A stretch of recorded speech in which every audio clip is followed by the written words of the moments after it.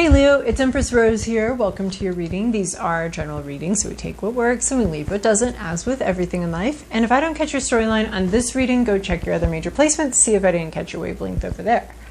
And the spread will be posted at the end of the video. All right, let's start with this Oracle of Mystical Moments for an intuitive vibe. Very generous here already. All right, we will take it.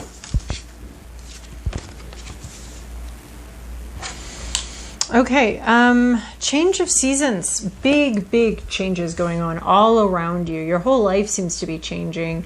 You're down in your underwear feeling a little vulnerable, but your job is just kind of stand there and let the world change around you. Let your whole world change around you. There's just something, there's a lot of movement, a lot of change. This is like spring and fall all at once. And yeah, you're kind of just in a situation where you're just watching it and hopefully staying pretty calm, where there's a lot of changes going on. A lot of changes. So it's change of seasons. You could be just changing to a new season of your life. Like, you know, we go through these seasons of our lives. Sometimes it seems like we were the driver behind that decision and all of that, but it's just actually just where we're at. But how we change, how we grow, how we move. There's all sorts of different times in our lives for different things, and they come up very naturally and normally, and we don't necessarily have to strive towards these changes.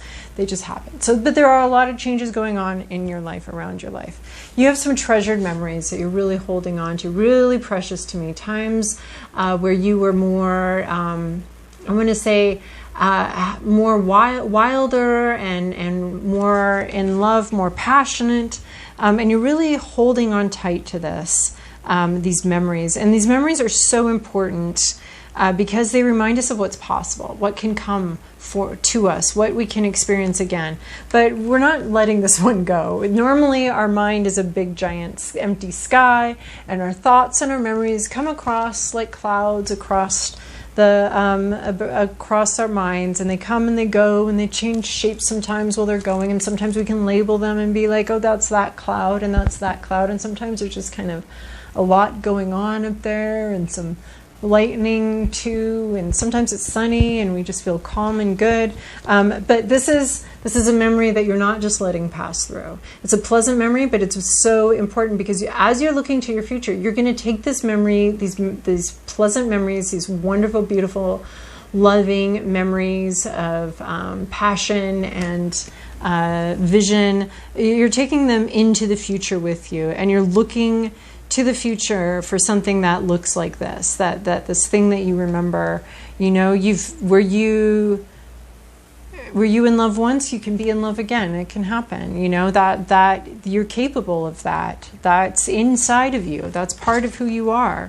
You know, were you passionate about some sort of passionate about your work at some point in the past? Yes. And it's possible that all these changes are making it so that these memories can come forward to the future with you and help fuel your next adventure, understanding that we can find work that's passionate for us. We are capable of love. We are capable of all of these things. So these memories are coming with you as you look and dream about the future. There's something that you'd like to look at least a little similar to the past, but you're not letting this one go. You're never going to let that one go. It's something very precious to you. And then we have Rose Garden. So Rose Garden is about standing up for ourselves, protection. You've had a protection vibe going on for the last couple weeks. This is the similar thing. You've had to change. You've had to set up some boundaries. You've had to protect yourself. I want to say protect your private life, protect something. You are changing, you are growing, you are blooming. You're changing in some pretty profound ways in the way you talk, in the way you talk about yourself, in the way you talk about your dreams and your ideas and your memories, in a way that's very protective of them. So you're changing, everything around you is changing, and in the process you're realizing that you need to have some really good boundaries and to protect yourself. So this Rose Garden, the garden is, I feel like I talk about this like every week, and eventually we'll stop getting this card, but the garden is our plot of land where we would like things to grow, and we'd like to maybe make these good treasured memories and that kind of thing. And we protect this area. We build a wall around it. Garden literally means walled ground. and we protect it from predators. And we're here to grow, and we have these tender parts of us, and we have these dreams and these visions and these hopes and these treasured memories, and we need to guard them. So the rose is almost its own garden because it has its own guard. So all the moose and deer are going to come through, and if there weren't thorns on this plant, they'd just chomp right through them. Actually, I think moose and cows can pretty much chomp through anything, no matter if there's thorns in it or not. But goats, all that. So there are some things that can chomp through it, and you'll need to like build a wall around it eventually. But most of the critters aren't going to bother something. A rose. Roses are delicious. We eat them. I love rose jelly. I just got some, and I have my roses right here, my little dried apothecary roses, and I eat rose hips, and I love those. So roses are very delicious. They're very yummy, but they need to be, in order to survive and to bloom and to come to the point where they get to reproduce and fulfill their mission in life.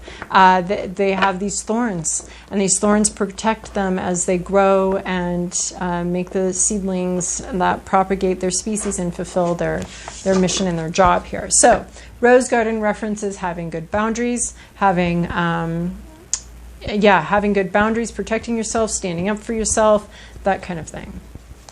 Right, Leo.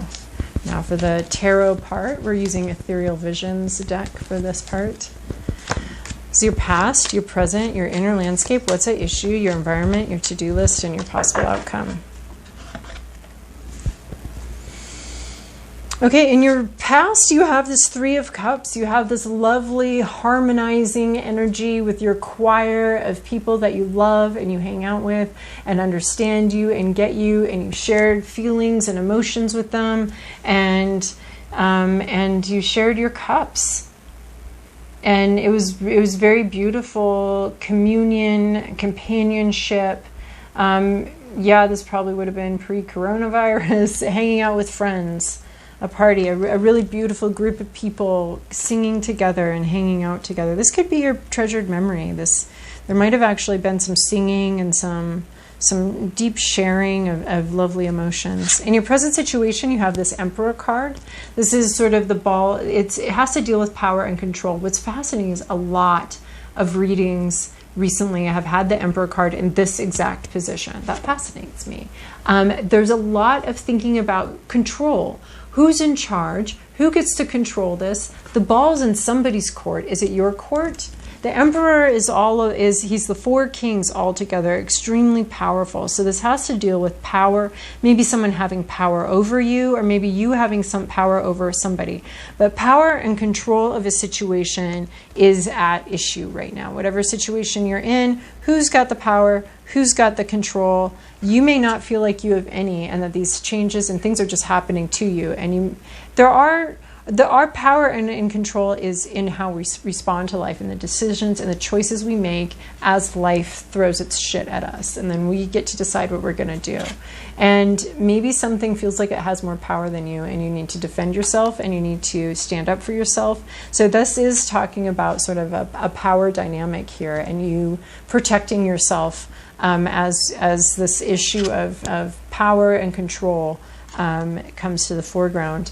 In your inner landscape, your hopes, your fears, is this Ace of Pentacles. So this is a new beginning, possibly in work. Possibly you're hoping for a new job. You might be hoping for a new home.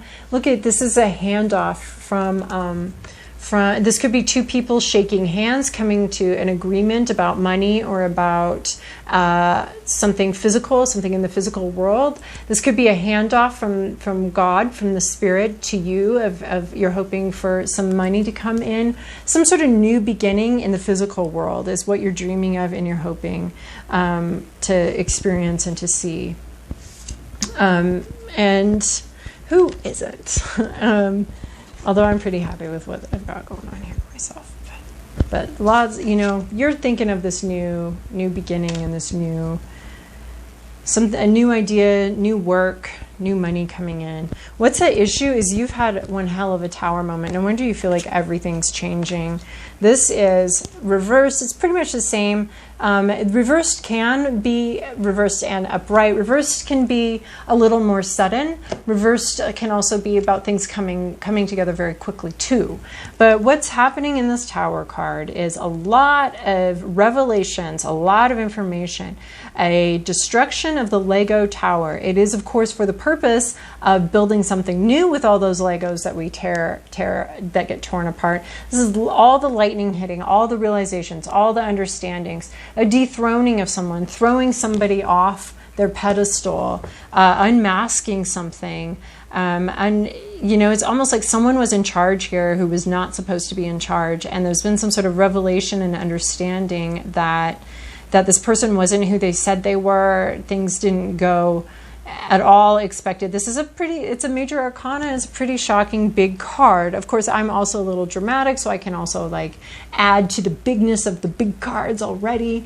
And but this tower moment can be anything from, you know, having your weekend plans completely upended to having literally every part of your life change in an instant.